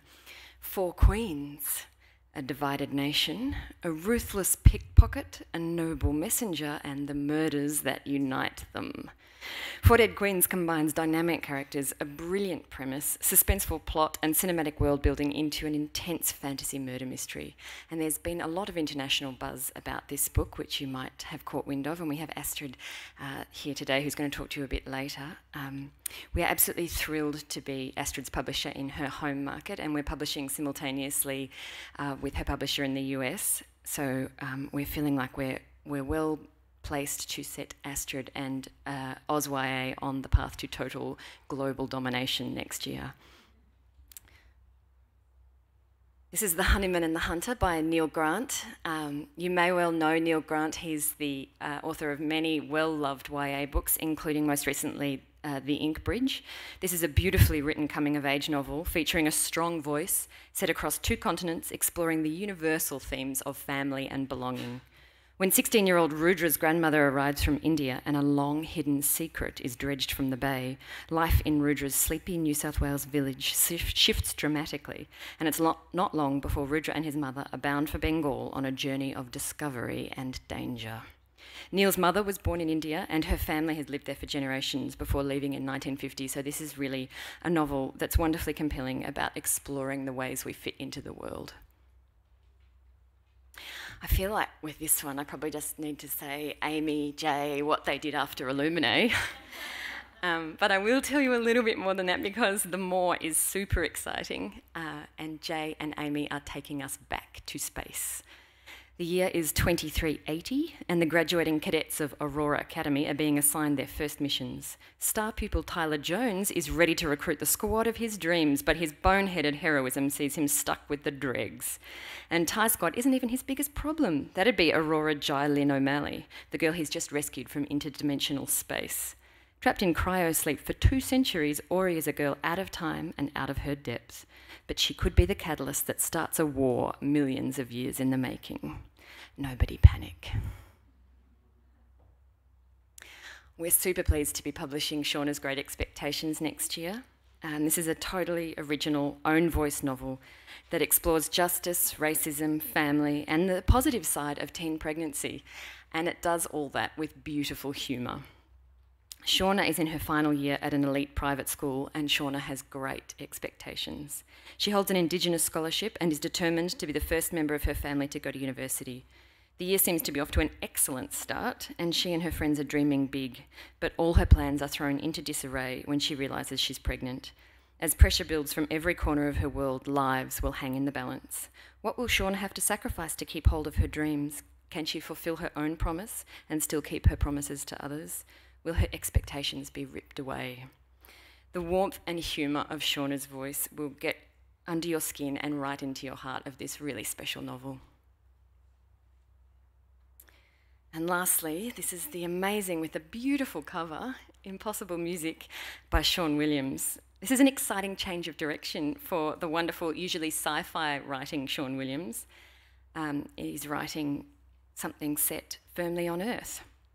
While he's sleeping, teenager Simon Rain suffers a stroke that damages the part of his brain that perceives sound, and he wakes up to a world of silence. As a young guitarist with a promising future studying music, he can't imagine anything worse. When he meets G, he thinks he's found someone who understands what he's going through, but their shared experience could not be more opposite. Simon only hears silence, while G's head is screaming with the torturous noise of tinnitus. Sean has dug deep into his own experiences of chronic pain, anxiety and depression, as well as his abiding love of music, which really comes through so beautifully in this novel, and his growing awareness of deaf culture to create what is a really beautiful novel. And this one is also being published simultaneously in the US, so I think Oz YA is certainly on the path to world domination in 2019. Thank you.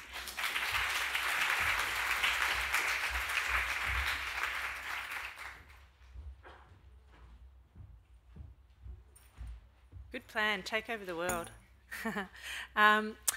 Now, let's welcome Tina from Penguin Random House to the stage.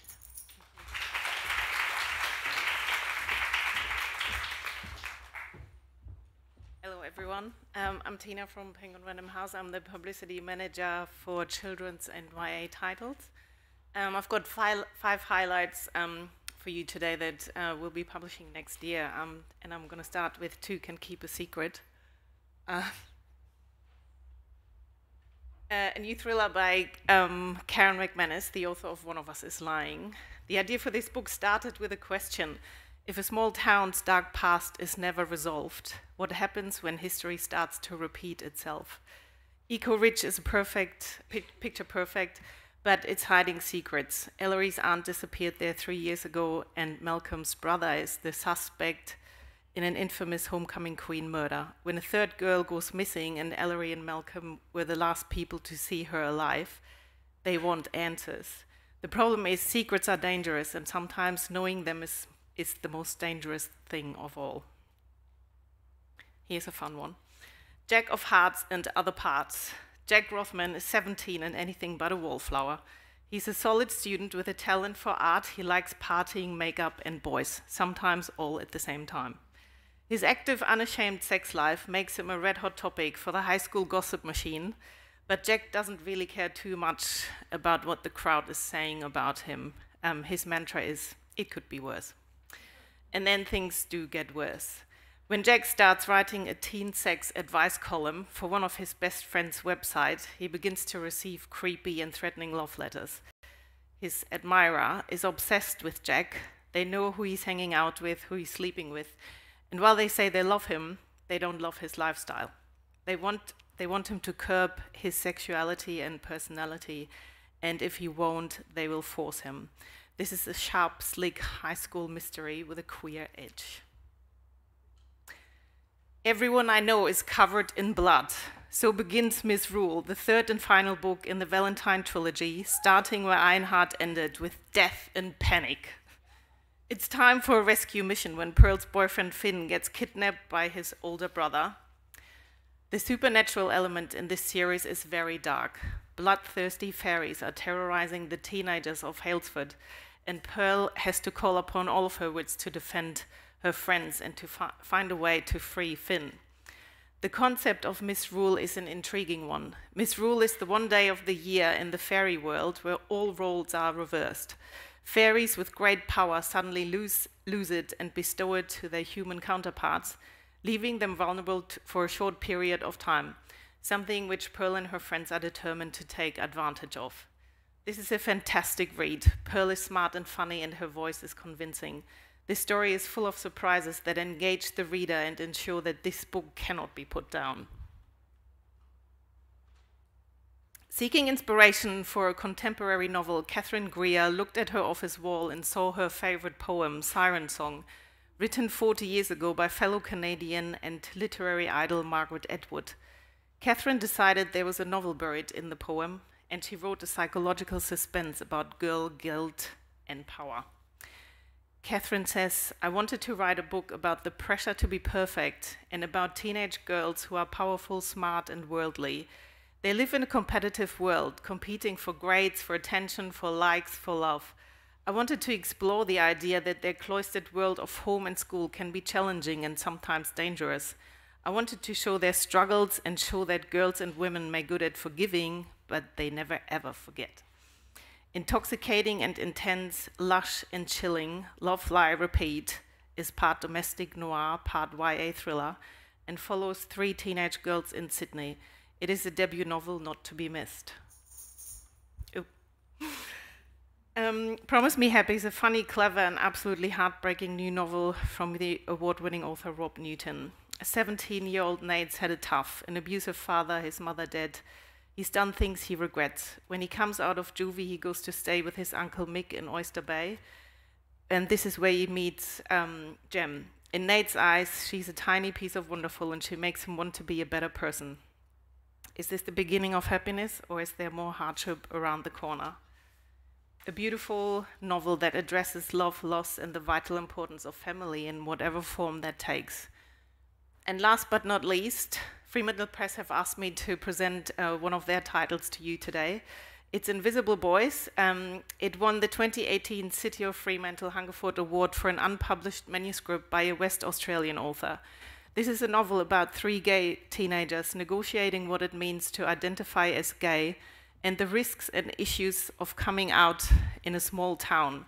Set in Geraldton in the present day, the story is shared in alternating chapters between 4 young men whose journeys and destinations are all quite different, but who each struggle to be seen or accepted for who they are. The manuscript has tremendous energy and authenticity as it explores what it's like to grow up gay in an insular regional community. Invisible Boys is a valuable contribution to the growing voices of younger LGBTIQA people. Thank you. Thanks for having me tonight.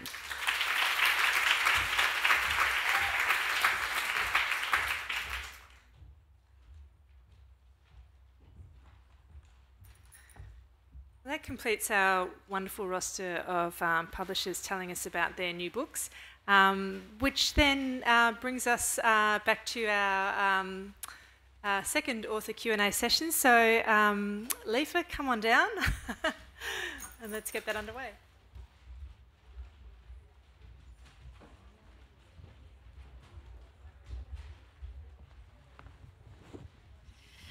Hello again. So our last part of this evening will be this Q&A, and I'll be joined by Michael Earp, Nina Kenwood, and Astrid Schultz to talk about their novels. If you help me to welcome them.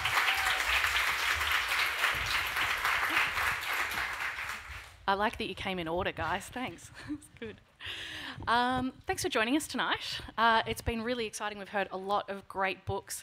Michael, I'm going to start with you because you have your story in this, but you have also pulled together an absolutely incredible group of authors for this book. How does it feel to kind of get to pull all of that together? It's a pretty great achievement. It was a pretty fantastic experience. So basically, when Begin and Begin came out and to wide acclaim, I was like, that's fantastic. I want a gay version, which is basically my philosophy in life. Yep. I see something I like. No complaints. Make it queer. And so I set out to do that, and I just wrote a wish list of authors, and then that dream came true. I was going to say, clearly every single one of them said yes, because that's a pretty great list. Yeah, it's an incredible list, and everyone's so varied. Like it's quite a diverse. Not only from perspective, where they're coming from, but also what they've written. Really interesting in the way that everyone has taken the same prompt, basically, and approached it differently. Yep. I also really appreciate that you've got quite a few people who are not known for their fiction writing who are trying their hand at fiction too. Was that exciting to kind of ask people to take a different approach?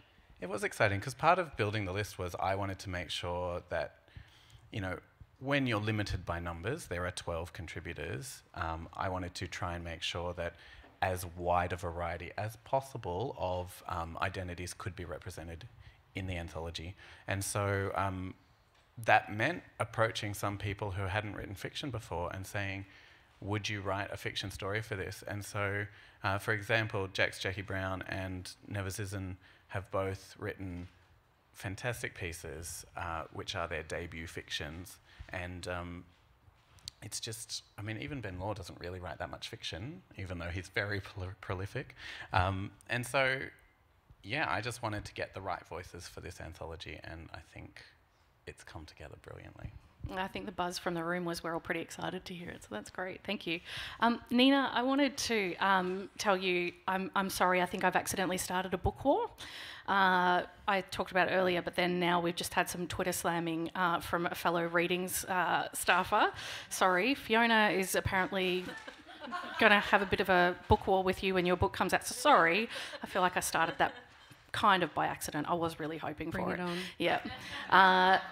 I love the sound of your protagonist, and she sounds like someone that, as your publisher was talking about, we can all relate to a bit. What made you bring this person to life? Well, I was sitting down to write a book, and I was actually trying to write something very serious, and it wasn't working. And then one day I woke up and I thought, I want to write something funny and joyful and romantic, and I just sort of sat down and started writing, and Natalie's voice came out, and it's the kind of book I would have loved as a insecure 16-year-old, and I think it's the kind of book I would still love to read now. So. Brilliant. That's always a good place to start, when you feel like you want to read it and you're actually writing it. That's nice. Astrid, this sounds a little... is there such a thing as a little bit epic? This sounds a lot epic, what you have written. I can only imagine the kind of world building, but this sounds like something completely new for people to dive into. What was the kind of impetus for creating a whole new world for everybody?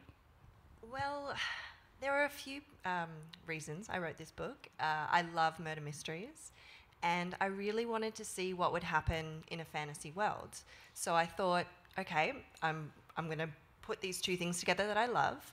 And I actually had a dream. I know it sounds cliche, but I had a dream, and I was sitting in this, 18th century carriage being pulled by horses, and this sleek silver car ran by. And I woke up thinking, what sort of world would exist where there was such competing technologies, and why would they keep it that way? Why would they keep it separate? And from there, I wanted to develop these 4 very unique quadrants. And of course, they were each ruled by a very different queen. And then putting that together with the murder mystery, so they started to get killed off one by one. Excellent. I want your dreams. My dreams are nowhere near that good. Both of your books have sold into multiple territories already, which is amazing and brilliant. And I know we're always excited, especially this audience, when you see a Love Osway title off to a big start. What do you think people are going to connect to in all these different countries, in all these different backgrounds? What is it you think that you're hoping they'll pull out of the books? Either one of you can take that first. I'd love to leave it up to you. I remember when I got an email from Text saying we've sold Italian rights, and these were the first rights that had been sold. And I came home and I said to my partner, what would someone in Italy have any interest in my little book about 4 teens in Melbourne? And he was like, I don't know, like it's weird. But I guess they're connecting to the voice. And also I think there's a real appetite for funny books and funny romantic books at the moment, and sort of more light-hearted books. Yeah, brilliant. That's a very good question. I'd love to know. I'm so excited to see my book in a foreign language, so that's really exciting. But I think from what I've heard, it's a very fast-paced book. It is a fantasy novel, but it's a standalone, so that's unusual, and it's getting a lot of attention, I think, because of that. It's not a huge investment. That said, I have gotten lots of requests to write more in the world, so we'll see what happens. And also, just having these very strong queens. It's a predominantly female cast, and that was something that I really wanted to focus on for YA, because I think it's really important. And just the twists and turns, people seem to be enjoying the ride. I just want to say I'm halfway through reading 4 Dead Queens, and it's great. It's really good. And my partner keeps stealing it from me to read at the same time. This is not the book war I was looking for either. It's all gone downhill. All right. One of the things I did want to genuinely ask was for you two, Michael and Nina, you are both involved in selling books in various ways, shapes and forms. Do you think that kind of gives you a secret advantage? Do you connect to how people are reading, and do you have an idea what people are looking for already because you're out there hearing about it? Michael's like, no, why would you ask that? To my experience, it reinforces how fickle trends are and how you can never know what is going to take off next. And trying to write to some mystery trend is just not going to help anyone. And so I think at the end of the day, the ones that do take off in a big way and that people connect with have been written from a place of writing it for heart and for yourself. Before I was in bookselling, I worked for a publisher. So I thought, I know a lot about this. I'm going to have an advantage. But then as soon as I actually got on the other side and became an author, I realised, I know nothing. I really don't. It's completely different when you're actually the author. And you won the Text Prize for this novel. Did that make a big difference to the trajectory of what you were doing? Was that an aim for you, or was that a happy part of the journey? I've followed the Text Prize since it began. And I always dreamed of entering it. And at best, I was dreaming of maybe I'll get on the short list, and then maybe someone will want to read it, and I could get published that way. So winning was unbelievable. Brilliant. And one thing I particularly like that you had to say about your book, which I didn't hear your publisher say, which I thought was kind of a perfect way to sum something up, Astra, was a little bit dark, a little bit twisty, which I think is a really good taste for how something will feel. Was your idea when you started out to have something that was unique? As you say, it's a standalone book.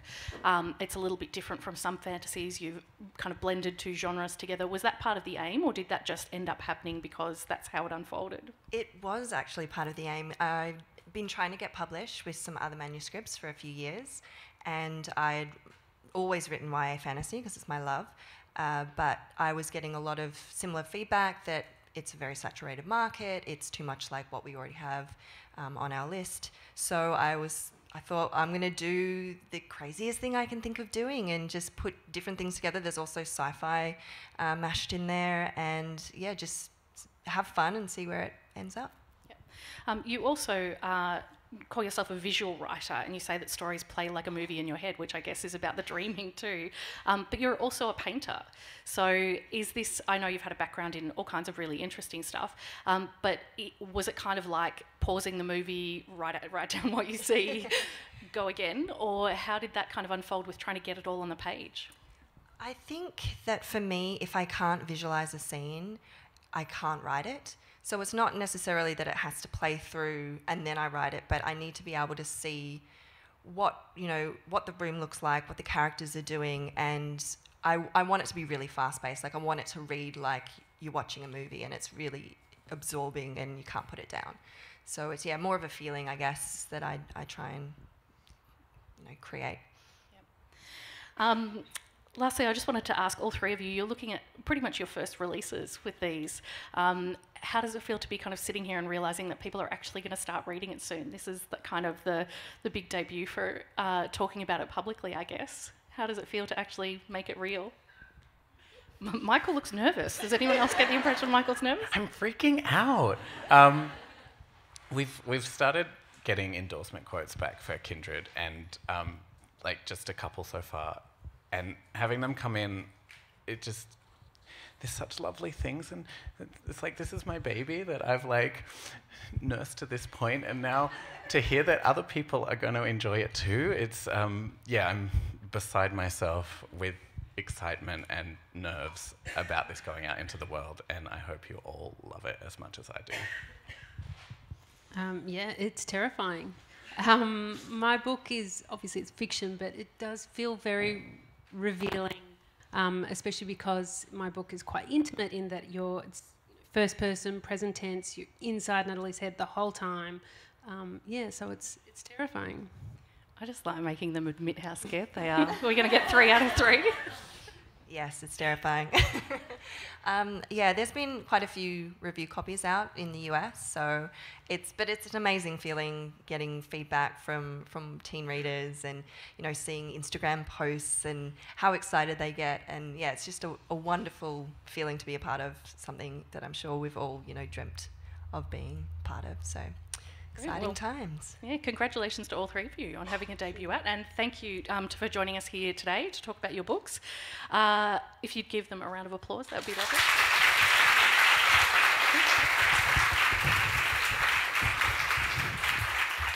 I'll hand you back over to Beck for our final wrap-up and goodbye.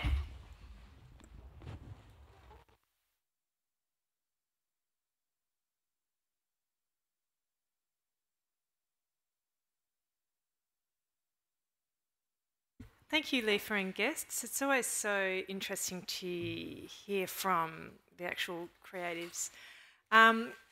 So that's a wrap for this year's YA Showcase. Thank you again for coming along. It's been lovely, really exciting to hear about all of the wonderful new titles that are coming out next year, and I can't wait to read as many of them as I can. I do just want to mention that we will be sending you an evaluation form, a Survey Monkey link, and it would be wonderful if you could please fill that out, because that helps us to review our programs and make improvements for them in the future. Also, as well as the goodie bags that you're going home with, we will be putting the list of the forthcoming titles. We'll be sending that to you in electronic format as well, so that it's nice and easy and you've got it on hand. So with that, thank you very much and enjoy the rest of the year.